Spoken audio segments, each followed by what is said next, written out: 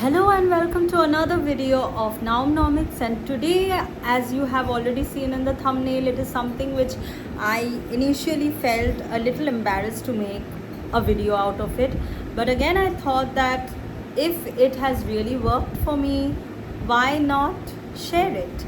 We are using a lot of AI, like for example ChatGPT, Perplexity and etc., Gemini, to edit our pictures, or maybe we need some help in our studies. So every time we are using these things, so I thought, why not use it in order to get some idea and help for my skin. There were times when I thought of introducing new products on my skin, but I was really confused and scared.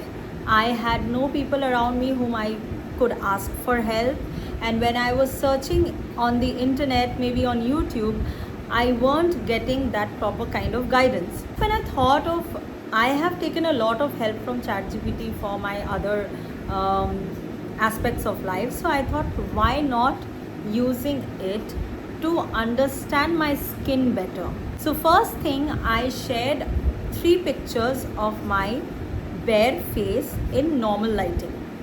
One from the front view, from the front, second is from my left side, and the third was from my right side. And in that picture, all my dark spots and everything was visible. Now I did not end there. After sharing the picture, I had given a prompt like this. Now this is not a, I never planned what prompt I would give. It was a random one, so you can add specifically for your skin. See, this is what I'm trying to say, that I might be sharing skincare products and skincare routine which is completely perfect for me. It might not be perfect for you, even if your skin is the same. Like for example, even if it is combination skin, your skin might be more sensitive than mine. So at that point in time, if you use the products that I'm using, you might not benefit after. So I shared these pictures. Now if you're not comfortable sharing your photograph in ChatGPT, you can do another thing. You can compare your skin tone with any color palette app, and you can straight away mention the color code in the prompt. Like for example, this is my skin tone, and you write the skin tone color over there, and you can mention something like this, that analyze my skin properly. You give your age, you give where you live, you explain the weather around your area, and then you can ask, or you can say something like this, that give me a proper skincare guidance, especially the acids, the vitamins and peptides which I must be adding in my skin routine. Something like that. I just randomly wrote something like this, and after, let me tell you, after I had sent the arrow button, I was quite surprised that how they looked at my picture and they analyzed every single thing. Like for example, I'll share in my skin analysis, they found out that the texture is slight unevenness with some tiny bumps. I do have tiny bumps here, and pores. Now I was not aware that I have too much of pores or blackheads, but they could see my skin condition and they completely gave those results. Now I do have pigmentation which they have caught, and those are post acne marks or sunspots. And then my skin looks a little dehydrated in places, and it's true, around the cheek area and around the lips. Absolutely correct, because I do have dry skin around my mouth and my cheeks, so that was completely correct. Another is generally intact but slightly weak skin barrier, which I had even given it as a prompt. And signs of aging, that is very mild, fine lines beginning around the eyes. Overall skin is youthful and prevention is the key. So this is the whole skin analysis they've done. And after that, they literally gave me a skincare guidance like morning routine and a night routine. Now from here, most of the things which I could see is something that I was already doing. So there's not much adding new things, but I learned a lot of things, like for example, where I was going wrong.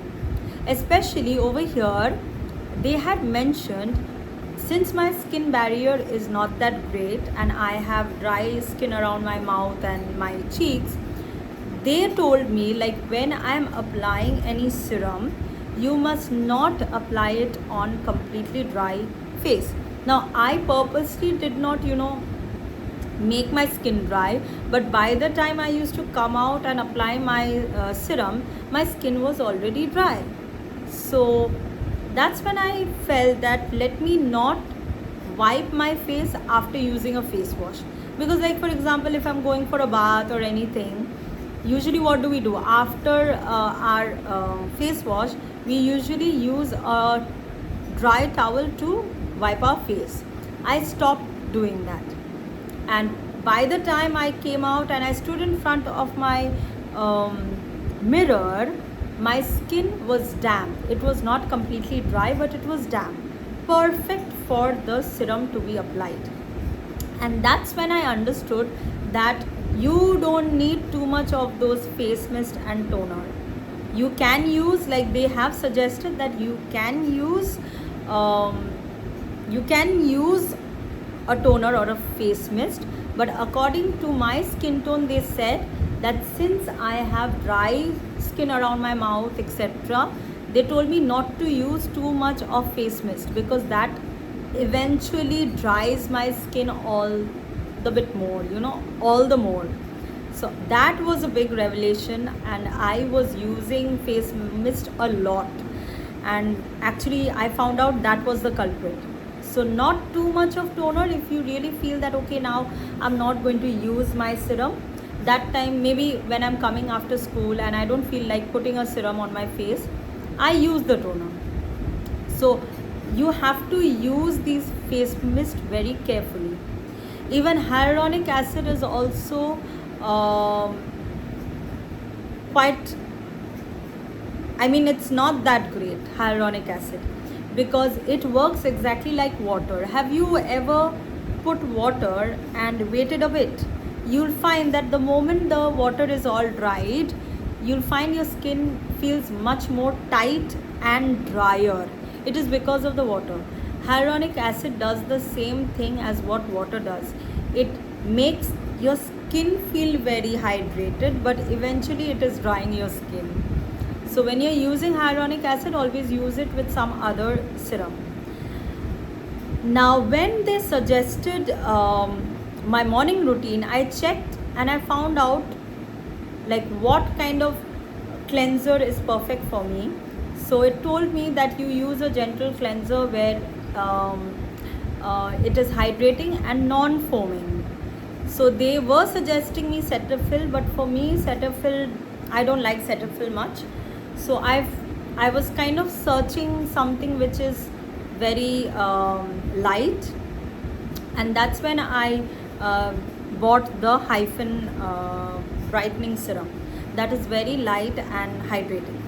Then after that, it suggested me vitamin C serum, and I was already using a vitamin C serum in the morning.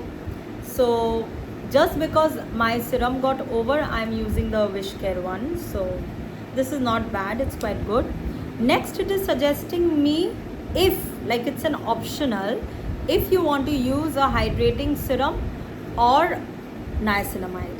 So I opted for nothing in the morning, but in the afternoon I was using a peptide serum for hydration. This is Conscious Chemist multipeptide serum.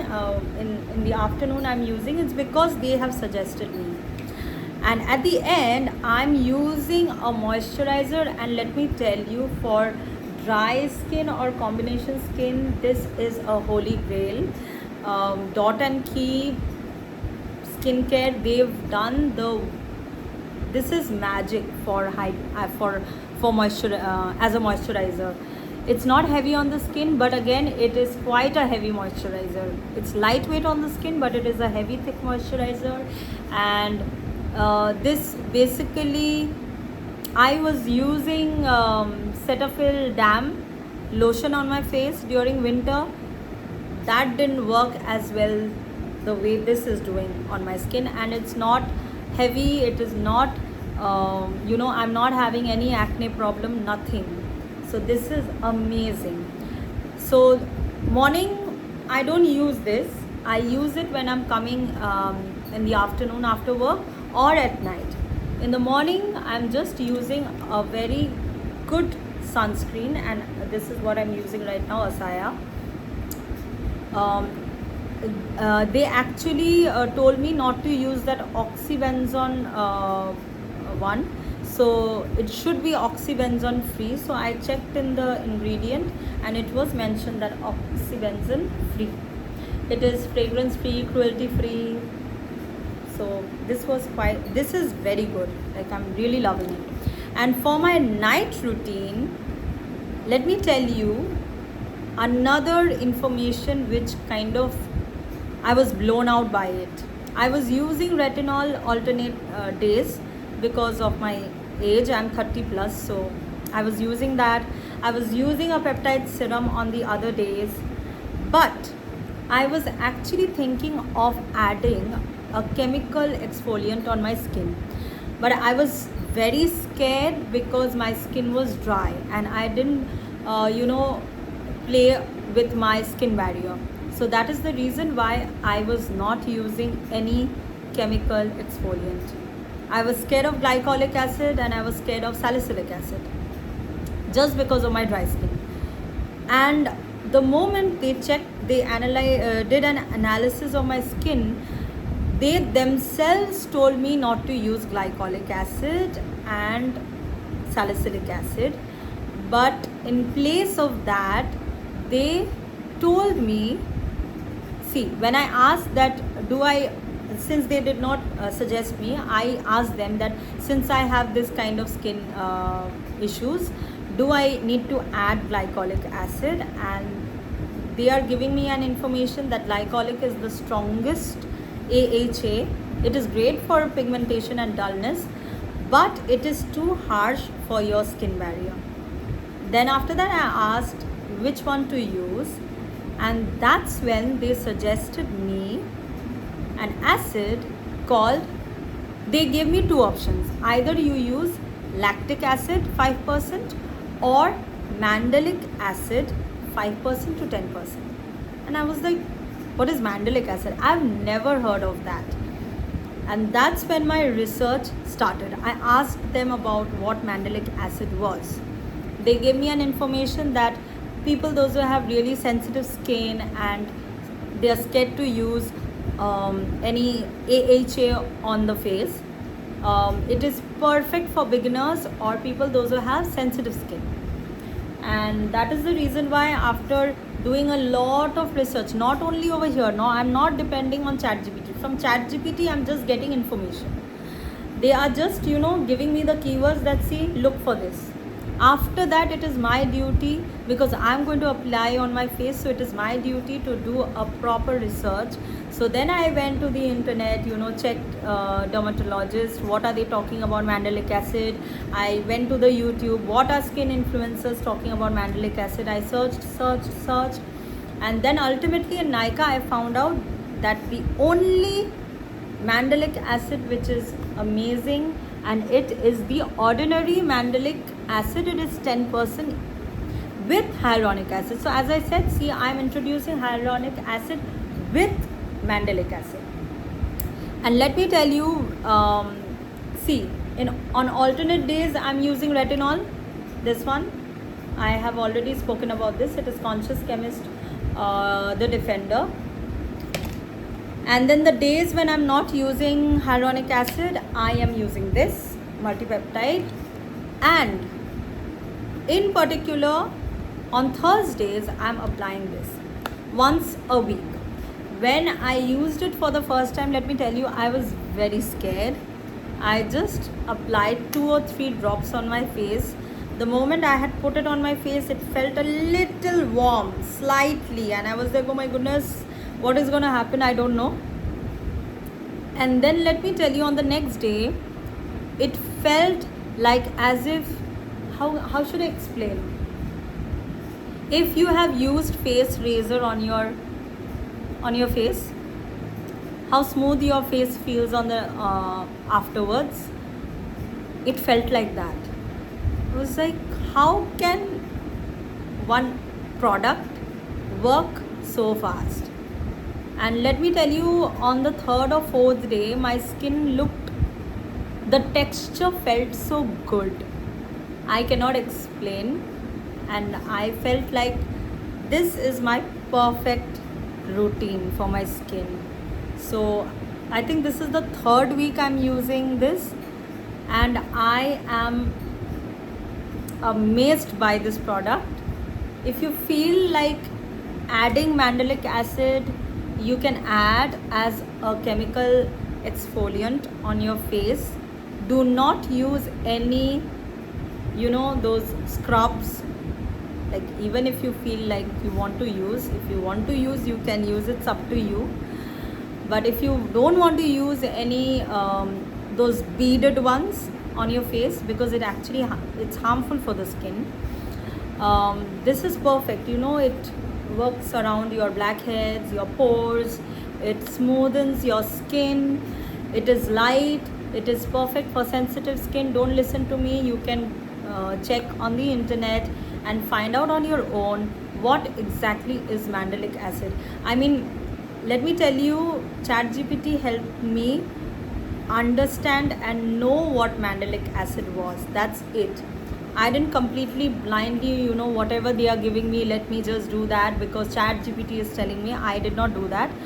It was just the beginning of the research. It helped me, it was like a guidance that you can do this. You can use lactic acid or you can use mandelic acid. Now it was up to me, it was my choice which one I would want to use.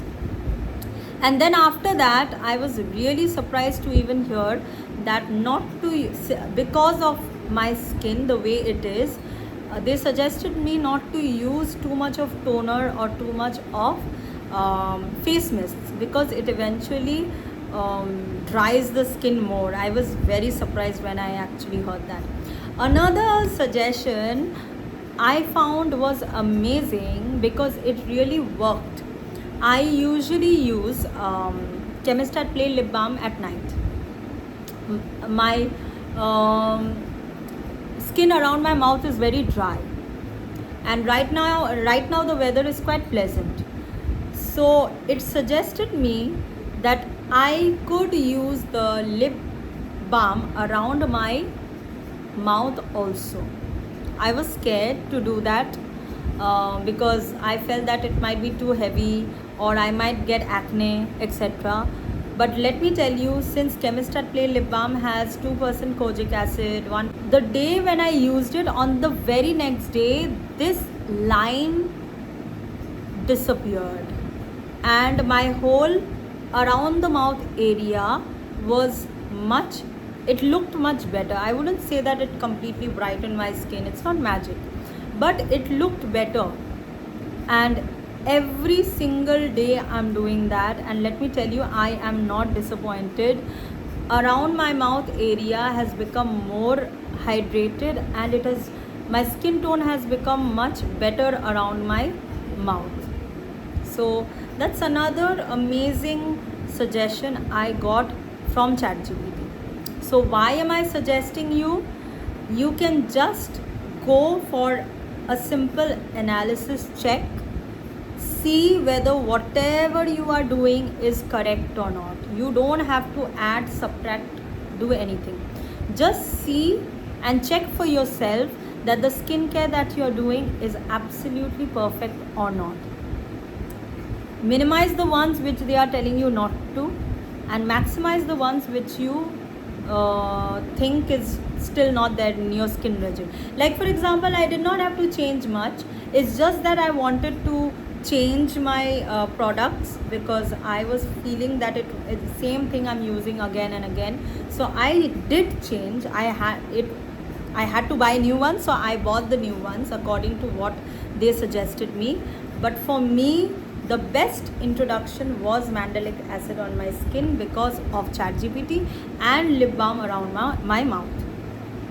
So this, I thought that it would be an embarrassing video. You might judge me that why would I even give so much of information to ChatGPT, and how can you blindly follow ChatGPT? No, it's not that. It was just the beginning of my research. It just helped me guide which paths to take, because the rest of the decision was completely mine.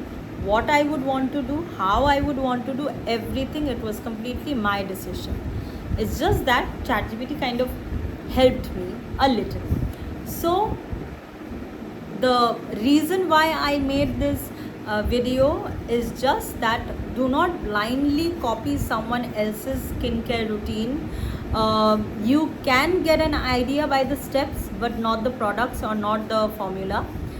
For formula suggestion, you can completely do a skin analysis. If you cannot afford it by a dermatologist, you can do it simply by ChatGPT once and check for yourself whether it improves your skin or not. I hope you enjoyed today's video. I wanted to give a different kind of view, because we always think that ChatGPT is a very negative app, like why do we use, but eventually we all are using, right? So why not use it in a better way? I hope you enjoyed today's video, and again I'll come back in the next one. Till then, bye bye, see you.